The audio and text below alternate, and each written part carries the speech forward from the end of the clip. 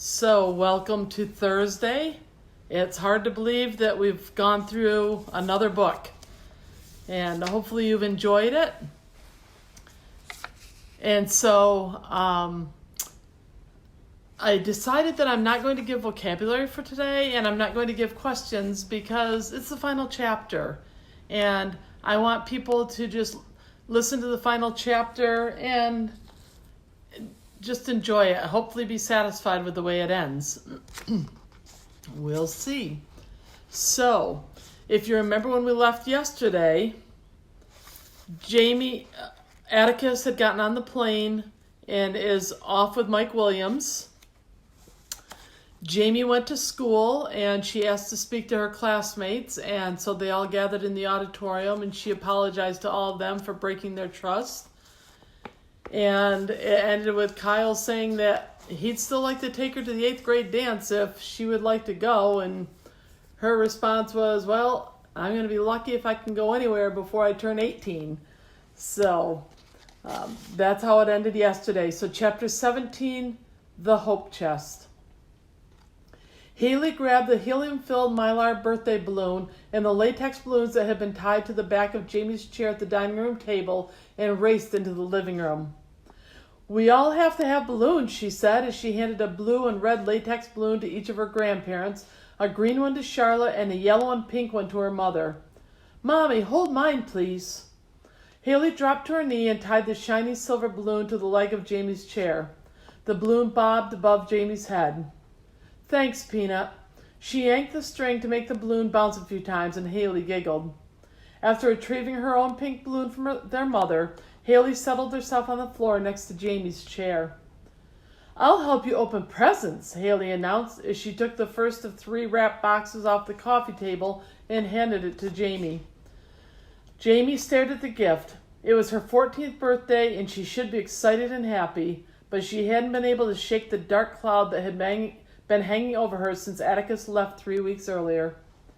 At her insistence, Charlotte had called Mike Williams twice since, just to get a report on Atticus. Based on what Mike said, it sounded as if Atticus had adjusted to the separation much better than Jamie had. The news hadn't lightened Jamie's heavy heart. She'd learned the hard way that only time would do that. Haley reached up and fingered a corner of the paper. Here, Jamie, you can start opening your present right here, see? She ripped a little of the paper. Her eyes sparkled with anticipation, even though the gift wasn't hers. Jamie forced herself to smile. I have to open the card first.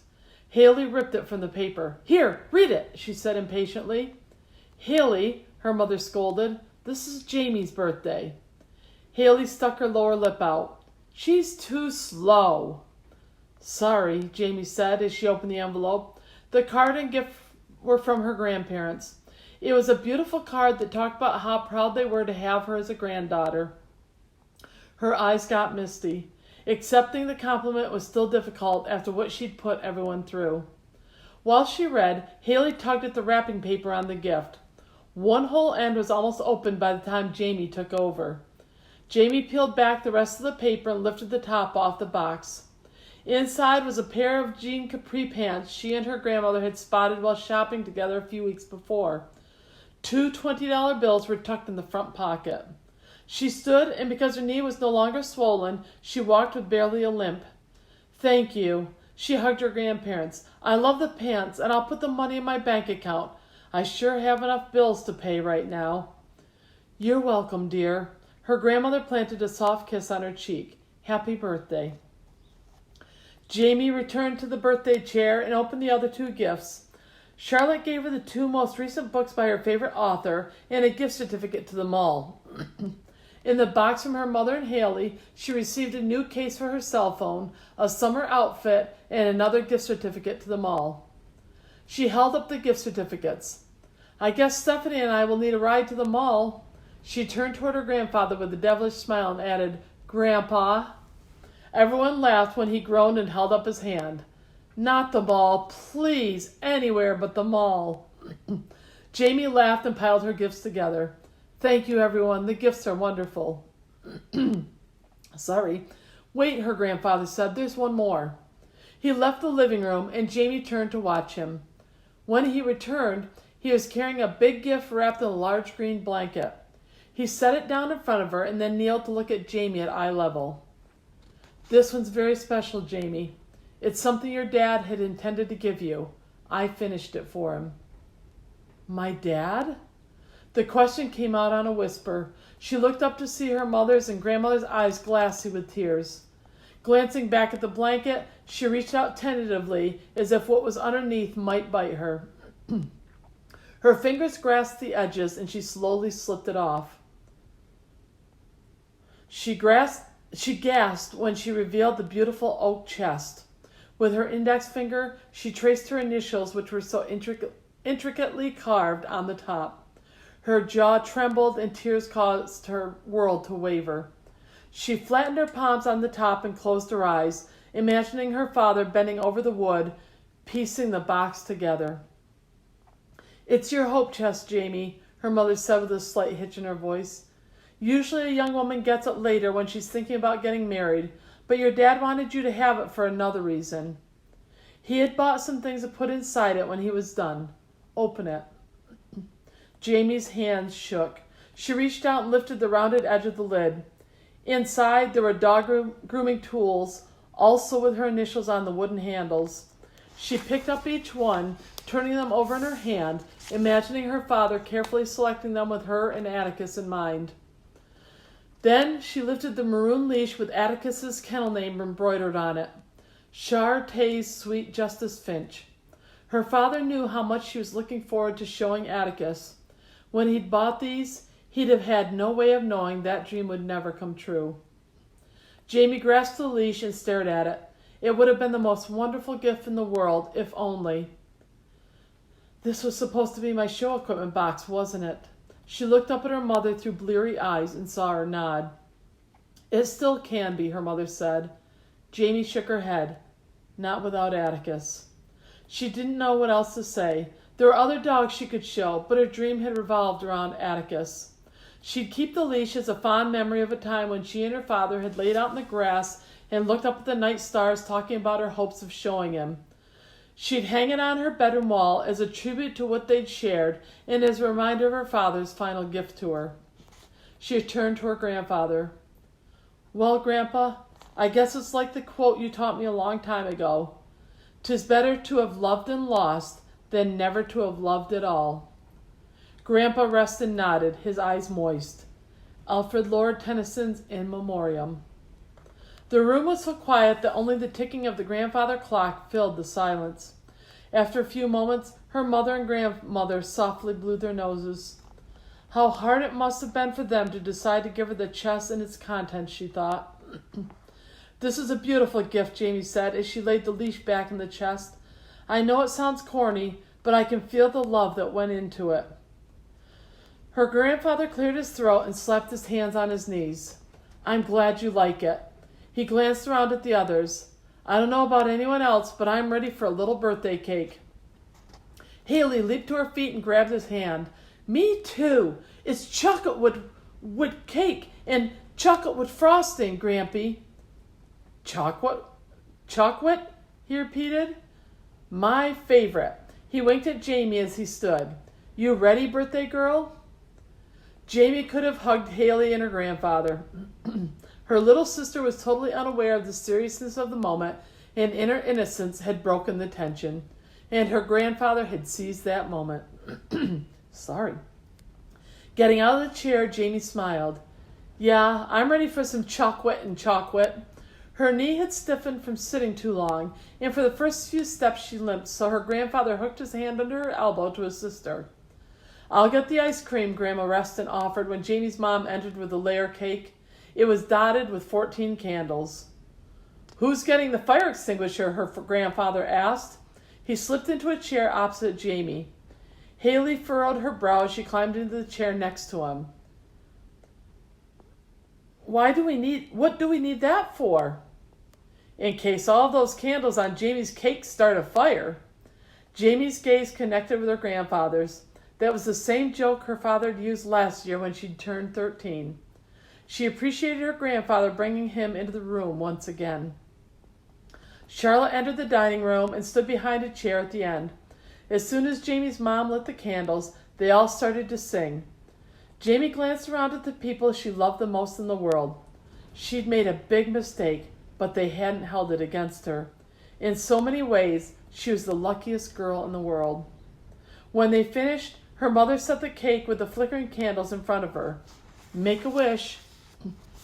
"Oh, Mom, I'm a little old for that." "You're never too old for wishing, honey." She pushed the cake a little closer.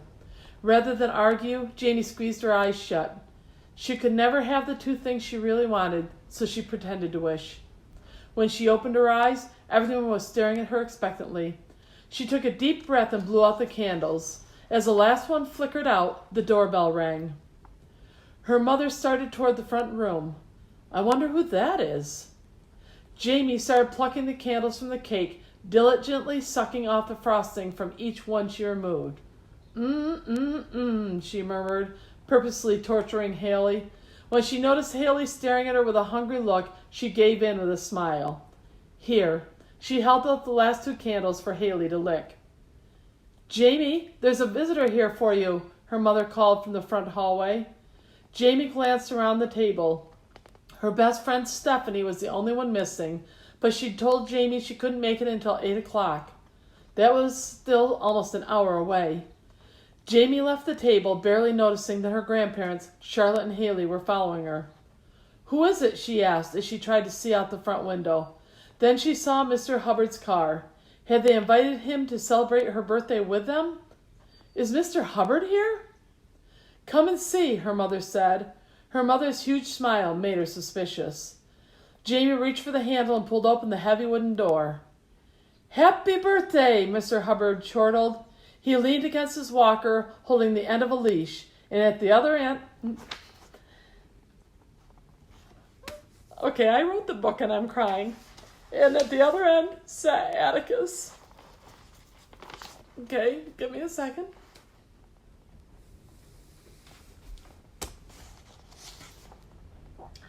"Atticus," she screeched. Jamie dropped to her knees, ignoring the pain in the right one, and wrapped her arms around the dog's neck. "Atticus, I can't believe you're here." She snuggled against his soft face. Sorry. She snuggled against his soft face, not caring that her tears were wetting his fur. Atticus flicked his tongue, planting a sloppy kiss against her ear. "Jamie, you're forgetting your manners," her mother chided. "Why don't you invite Mr. Hubbard and Mary in for cake?" Sorry. Jamie glanced up, for the first time noticing Mr. Hubbard's aide. "But what's Atticus doing here? Where's Mr. Williams?" She looked past them toward the car, wondering if he was waiting there to take Atticus back after she'd had a few minutes with him. "He's in Illinois," Mr. Hubbard explained. I don't understand." Jamie started to stand, gritting her teeth against the pain in her knee. "Give me a piece of that birthday cake and I'll tell you anything you want to know," Mr. Hubbard said. Jamie opened the door wider and, taking Atticus's leash, led them in. They'd barely gotten inside the door before she hugged Atticus again. She didn't care about the cake or anything else. If she'd made a wish when she'd blown out her candles, this is exactly what she would have wished for. But she hadn't, because it seemed an impossible wish to come true. Mr. Hubbard pushed his walker next to Jamie and Atticus. Jamie looked up at him, still shocked that Atticus was here. "What's going on, Mr. Hubbard?" Mr. Hubbard shuffled around so he could sit on the seat of the walker. "Well, it's kind of a long story, but I'll tell you the short version." Everyone stood around him to listen. "I got to thinking after Charlotte sold Atticus that he must be a pretty valuable dog. So I started nosing around to see what made him so valuable. Then, when I got my answers, I made a decision." He paused and rubbed his chin. "My accountant has been asking me to invest some of my money, but I didn't like the stock market or some of his suggestions. Then along comes Atticus. Now there's a different story. This dog's going to make some decent money if he keeps winning in shows and then starts siring puppies.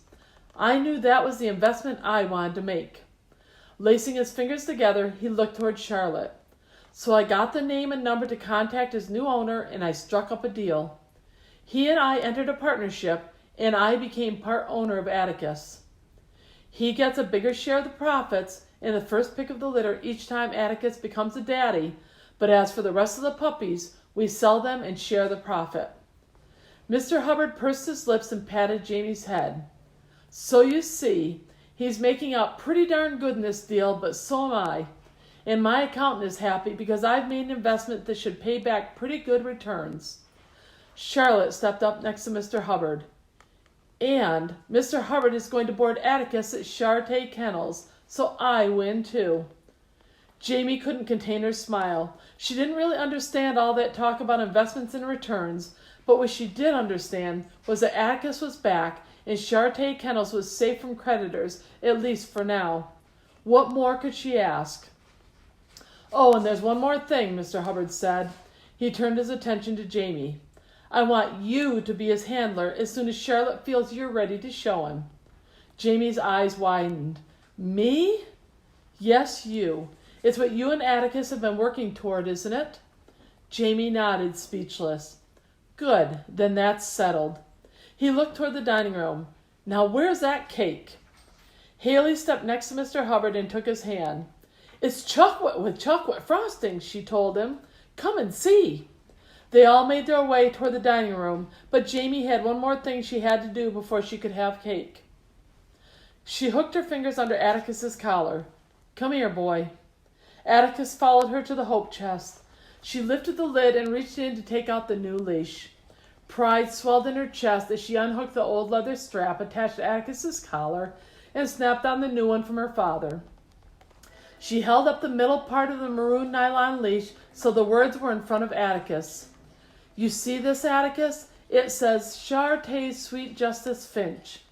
Atticus sniffed the leash, wagging his tail with enthusiasm, as if he fully understood what was happening.